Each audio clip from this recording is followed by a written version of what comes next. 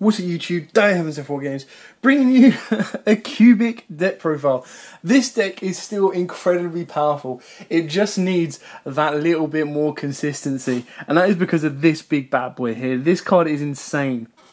Absolutely powerful. Protected, popping, burning, whole 9 yards. And you know, the end of time procedures is very, very powerful. So if you did watch one of the most recent American YCSs, we all saw Tiff's 60 cards, Pendulum Magicians, and then obviously he hyped up one of the guys that beat him. So if you haven't seen Triff's Gaming, go check that out on YouTube.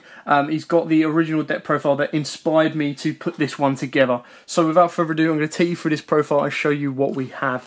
Now, of course, you play triple Crimson Nova, the Dark Cubic Lord. This guy is an absolute beast. So if you don't know what this guy does yet, you cannot be normal summoned or set, must be special summoned from the hand by revealing 3 other cubic cards in your hand with different names, and cannot be special summoned by other ways. Unaffected by other monsters' activated effects whose original attack is 3k or less. When this attacking card destroys a monster by battle, you can activate this effect. This card can make a second attack during the battle phase. During your end phase, each player takes 3000 damage. You can only use the effect of Crimson Nova once per turn. So he's an absolute beast. Gets to attack one monster, then gets to attack again, even if it's direct, and then burn for 3k in the end phase. We've got 3 stall card, and that's V-Jam, the Cubic Seed, can't be destroyed by battle. Obviously, that's what you sit on. We've got 3 Doozer, and this card was the promo, or one of the promos, in the gold set. Very, very powerful card. Obviously, a Foolish Barrel. So if this card is normal or special summoned, you send 1 cubic card from your deck to the graveyard once per turn during either player's turn. If a monster was sent to the graveyard this turn, while this card was face up on the field, you can make this card gain 200 attack for each monster with a different name in your graveyard until the end of this turn. More worried, you just want to send and go. And then we've got ones of the Adorers, the Gearers, and the Buster. These are just 2 additional names for Crimson Nova. 2 Summon a Monk. Pitch those spells, get this bad boy out of deck. This is what you want out of deck as soon as you can, and this is what you want in hand. Double Battle Fader and 1 Gen X Ali Birdman, of course. If you go check out Triff's Gaming's original, you'll see why this is so important. Obviously, it gets you into Black Rose, gets you into FA Dragster, and then, of course, helps you bounce back some cubic cards to have them in hand for Crimson Nova, and that just pushes you in for game. So that's it for the monster lineup. Obviously, the issue with the other cubics is they can't be normal summoned or set, so they're very, very hard to kind of make consistent.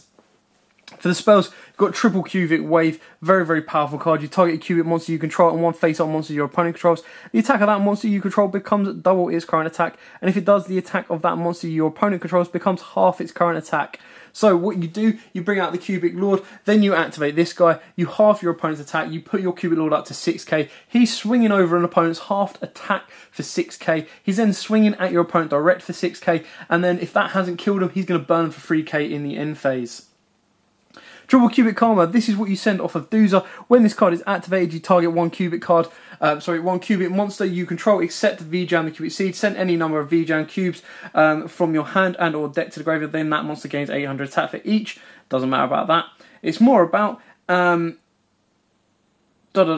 during your opponent's turn, if a V-Jam Cubic Seed is special summoned by the effect of a cubic monster, send this card to the graveyard, and if you do, half the opponent's attack. You can banish this card from your graveyard, add 1 cubic monster from your deck to your hand. So, you get this off with Foolish Barrel of Goods, or of course, Doozer, then you banish it, search out, and you keep moving your plays forward. Of course, if you have this in hand, you ditch it off of Summon a Monk, then you ditch 1 from deck to grave off of Doozer. Doozer then gets you, so you've got a double search, hopefully you've got a Cubic Lord on board, and then you can bring out an XYZ or a Link. Double Allure, you need the draw power in this deck. Allure is probably as close as it can get for good in this deck, because you don't want to banish all your big monsters, but it does help you deck thin a little bit. Something a bit different I'm playing is Reoccurring Nightmare. Less so, it's more so you've got less like worry about Twin Twistering. So if you activate Twin Twister and get rid of your big guys, or of course your V-Jam Cubic Seeds, you activate Reoccurring Nightmare, bring them back, so it's not really much of a worry, so it gives you a bit more recyclability. Double Desires, you know, as soon as you've got the big boss monster in hand and maybe the cards you need, you activate Desires to get those last 2, get the big boss monster on board and go for game. Regeki to clear board and off you go. And then for the traps, we've got triple unification of the Cubic Lords. This card is more important for its second effect. If a face-up cubic monster is destroyed by battle or leaves the field, you banish this card from the graveyard, special summon 1 level 4 or lower cubic monster from your hand or deck, ignoring its summoning conditions, and if you do, it cannot be destroyed by battle or card effect that turn. So again, a Foolish Barrel of Goods target if you want it to be, or of course, nice easy fodder for Twin Twister. And then, of course, we've got Evenly Matched to help you break boards, go in second. You want that sixth card to make your Cubic Lord as consistent as possible. And then on top of that, you want to be able to clear your opponent's board. Even though you're not getting a battle phase, it doesn't mean that your Cubic Lord, if you get him on board, is not going to burn your opponent during their end phase, which could then prove to be game. Or, of course, if the time procedure is hitting, could win you the game or just make you unbalanced. We've then got, for our extra deck, the one Black Rose Dragon, just to reset the board. The one F8 Dragster. Now, I haven't got the actual copy to hand, but this is very, very good because it can deal with back row, especially with the way the format is right now. The XYZs is pretty much similar. You've got a number 82 for the direct, you've got Tornado to deal with back row, you've got Bagooska if you've got a slow game, you've got Abyss Dweller to deal with graveyards, you've got Cowboy, because if they call time and you're in your main phase, you go Summon a Monk, bring out your Doozer, overlay Doozer and that into Cowboy, Cowboy effect full game. Then for the little monsters, we've got the one Nightmare Phoenix, the one Nightmare Cerberus, the one Underclock Taker, the Trisbania, and then of course the Borrowload. Now the rest of the cards, of course, if you wanted to be, would be your Saruja, but it's a little bit inconsistent in this deck because it's not as easy to flood the board with 4 monsters you want to be using. If you do end up bringing out 2 Vijay the Cubic Seeds, not Vijay the Cubic Seeds, sorry, the Cubic Lord boss monster, you can of course go into Super Dora to be protective, or of course Gustav Max to do 2k damage to your opponent. So again, it's like a Cowboy but on crack if you've got 2 of those monsters out. And 9 times out of 10 that could win you the game, as opposed to burning yourself out, or of course not being able to do enough damage to your opponent. So that does give you the upper hand, so that is another option that you can play in this deck should you wish.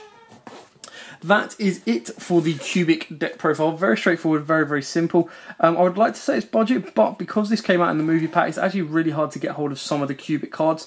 But if you can pick them up cheap while you can, I do advise you to go do so. It's a very, very fun deck to play at your locals. Very, very powerful deck, and it really will catch people off guard, which is why you saw in Triff Gaming's video that, of course, the guy that played this beat Triff in Swiss, I believe it was, and then, of course, went on to win the giant card with Cubic. So what more could you possibly want than a 3k beater that's going to burn you or just finish you off in one fell swoop? But for now, hope this has helped, hope this has given an idea around your own Cubic version, or of course net deck this, try this out for yourself and see what works and what doesn't work. For now, thanks for watching, don't forget to like, comment, subscribe, share, and as always guys, happy dueling. Also YouTube, thanks for watching that video. I hope you liked it. If you did, hit that like button. And of course, don't forget to hit that big red subscribe button in the bottom left hand corner and the notification bell so you don't miss out on anything. We've got more deck profiles, duels, pack openings, and many more Yu-Gi-Oh videos coming up for you all year round. So don't forget to stay tuned for all of that. Thanks, and as always guys, happy dueling.